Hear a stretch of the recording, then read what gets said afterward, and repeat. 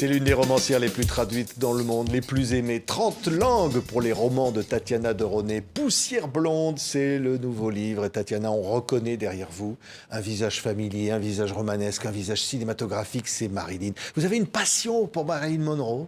Oui, depuis mes 13 ans. C'est pas très original, hein. J'ai commencé à collectionner des posters, j'ai commencé à me parfumer au Chanel numéro 5 pour essayer de lui ressembler. J'étais une ado un peu complexée et je la trouvais à la fois tellement belle, touchante, émouvante et drôle. C'est quand même un cocktail assez particulier. Mais je n'avais jamais encore su, enfin je me doutais pas que j'allais écrire sur elle. Oui, on va entendre une musique. Alors pour ceux qui connaissent, c'est la musique d'un film mythique et en même temps maudit. Oui. De Marilyn, hein, c'est évidemment Les Désaxés, The Misfits, en américain. Ça nous ramène en 1961, une très très belle année, 1961. Vous êtes N'est-ce né en pas, hein 1961 comme moi. Et pourquoi c'est mythique, Les Désaxés? Alors c'est mythique parce que le tournage a été émaillé d'une sorte de légende noire. D'abord ça se passait dans le désert du Nevada, dans des conditions assez terribles de chaleur. Puis Marilyn n'était pas vraiment à son meilleur niveau. Elle était sous l'influence de produits, de somnifères, de produits pour la réveiller. Clark Gable non plus, hein, il a dû beaucoup maigrir pour ce rôle. Il s'est beaucoup fatigué, il est mort juste après le tournage, il n'a même pas pu voir le film. Et puis Montgomery Clift également est mort quelques années plus tard. Et Marilyn, bien sûr, est décédée 2 ans après ce tournage-là. Mais c'est un film qui est tellement magnifique à voir et tellement différent des autres films de Marilyn, tournés en noir et blanc, bien sûr. Et on voit vraiment une actrice, pas une sorte de séductrice blonde qui chante, et pas le rôle qu'on connaît d'habitude. On voit une actrice, d'ailleurs cette scène incroyable au milieu du désert où elle crie, elle se rend compte que les Mustangs vont être raflés pour donner de la pâtée pour chien, et elle pète les plombs, il n'y a pas d'autre mot. Et cette scène est bouleversante. Et donc, c'est un film qui, quand il est sorti, n'a pas du tout été compris. Oui. Et maintenant, il est devenu culte. Oui, John Huston.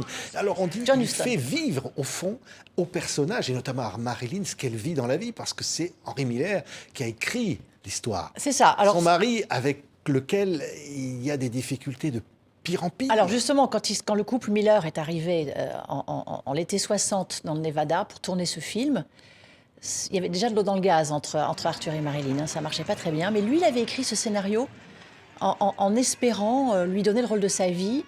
Et quelque part, elle a joué qui elle était vraiment, c'est-à-dire une femme paumée, touchante, attachante, complètement fragile.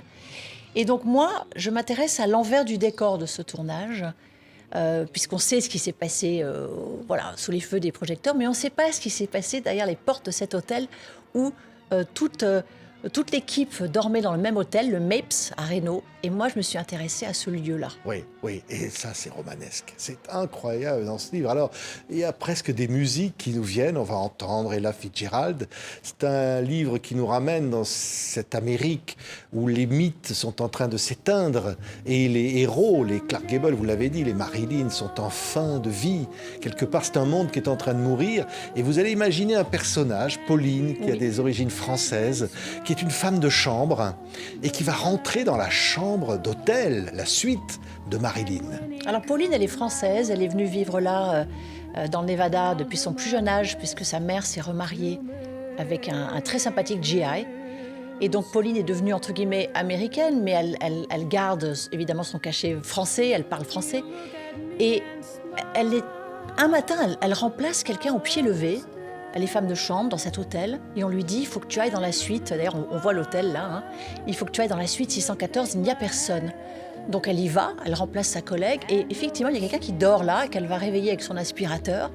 Elle ne reconnaît pas Mrs. Miller, qui est défaite, qui portait une perruque dans les Misfits. Donc Marilyn Monroe, il faut bien le dire, Patrick, ne ressemble absolument pas, la première chose le matin, ne ressemble absolument pas à ces images magnifique qu'on voit là. C'était une femme fracassée, une femme paumée, une femme touchante.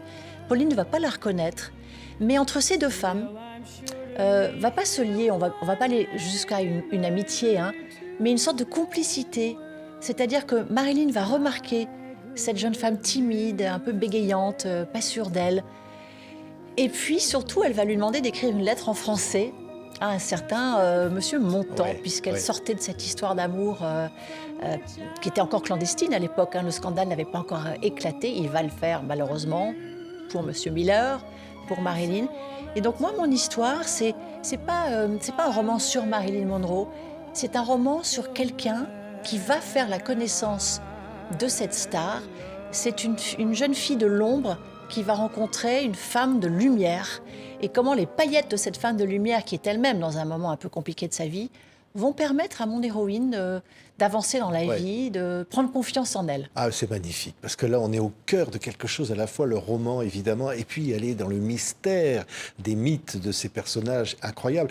On entend la bande-son, d'ailleurs, vous citez les titres de Oui. musique à la fin du livre, on va entendre Roy Orbison, Only the Lonely, et on est dans ça, on est dans cette espèce d'époque complètement romanesque. Mais vous savez, le Mapes, je reviens à lui, à cet hôtel, il a été détruit en 2000, dans des volutes de poussière blonde, ce qui m'a d'ailleurs donné le titre du livre.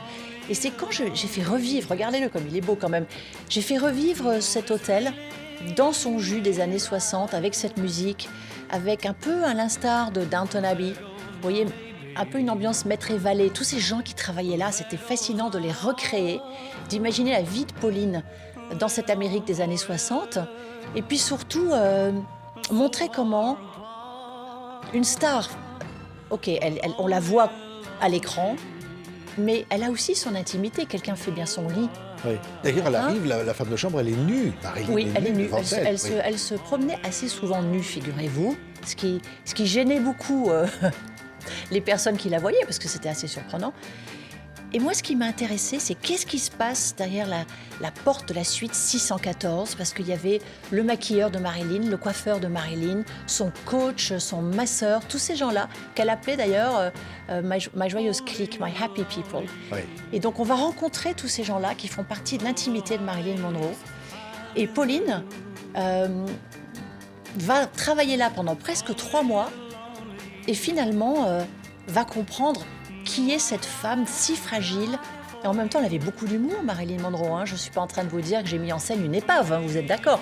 Elle avait beaucoup d'humour, elle adorait danser, elle avait quelque chose de très gai, très joyeux, et puis quelque chose de profondément triste en elle.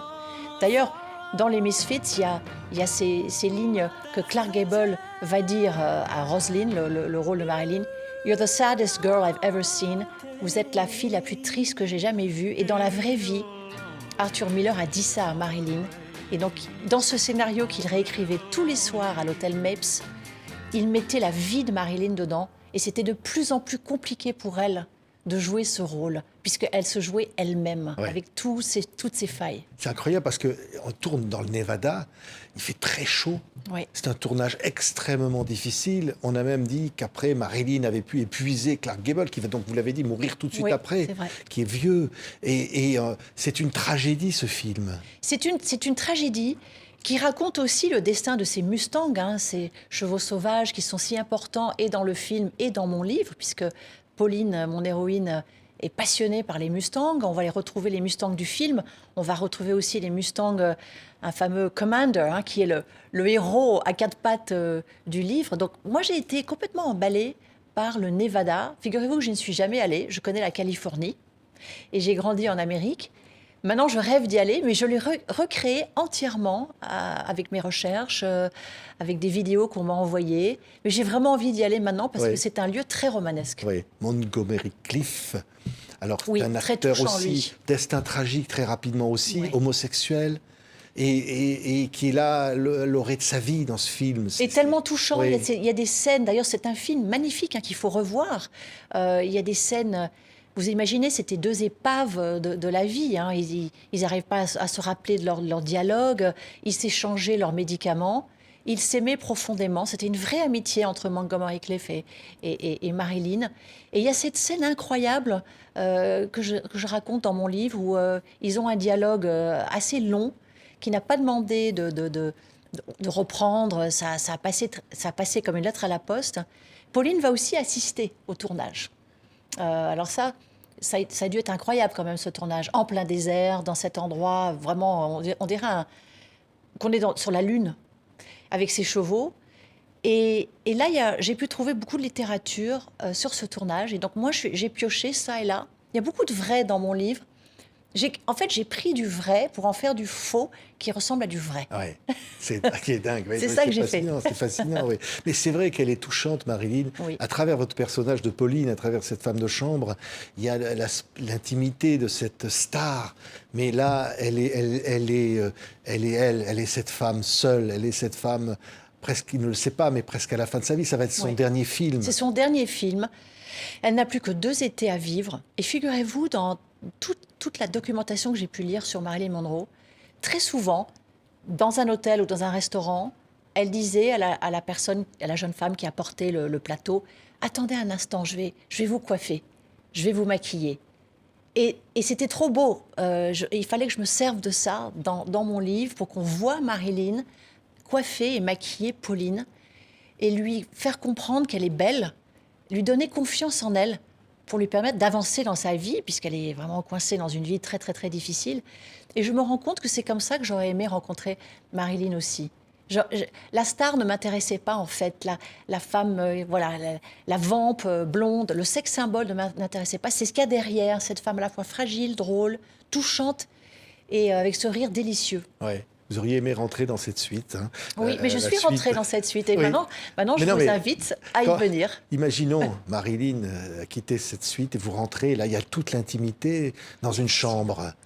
Les draps, mais il y a tout. Les draps. Le flacon, oui. Ce qu'il y a dans les corbeilles à papier, les livres, la correspondance, les stylos, les vêtements. Toute une vie en pâture. C'est fascinant. Alors moi, j'ai pris Marilyn Monroe, mais on peut imaginer, voilà, il y a quand même beaucoup de stars qui vont dans des hôtels et leur intimité est quand même confrontée, voilà, à des gens qui viennent nettoyer la chambre, voir les médicaments, tout. Il y a absolument ce qu'il y a derrière, quoi, en gros. C'est la vraie vie. La vraie vie, ouais. Exactement. Ouais. On va se quitter avec Frank Sinatra, qui accompagne aussi ça, parce que ça va être quelqu'un d'important dans la vie de Marilyn. Hein, et qui va donc, on l'a dit, mourir après, peu de temps après. C'est triste, au fond. Vous êtes encore, Tatiana, nostalgique de Marilyn? Ce livre m'a assouvi mes fantasmes, en fait. Je suis très contente d'avoir réussi à écrire sur elle, pas complètement sur elle, mais un regard sur elle. Donc je suis encore un peu dans l'ambiance du Mapes. Ouais. Pourquoi elle vous fascine comme ça? Pourquoi elle est éternelle, au fond? Parce qu'elle est unique. Il n'y en a pas d'autres. Et même les gens qui essaient de l'imiter, hein, il y a eu tous ces films récemment, rappelez-vous, on a essayé, il y a des actrices avec beaucoup de talent qui se sont mis dans la peau de Marilyn Monroe, mais c'est pas possible. C'est impossible. Merci. Sinatra. Merci. Allez, merci. Tatiana de Ronay, Poussière blonde, nouveau roman chez Albin Michel. C'est un régal. Merci. Merci.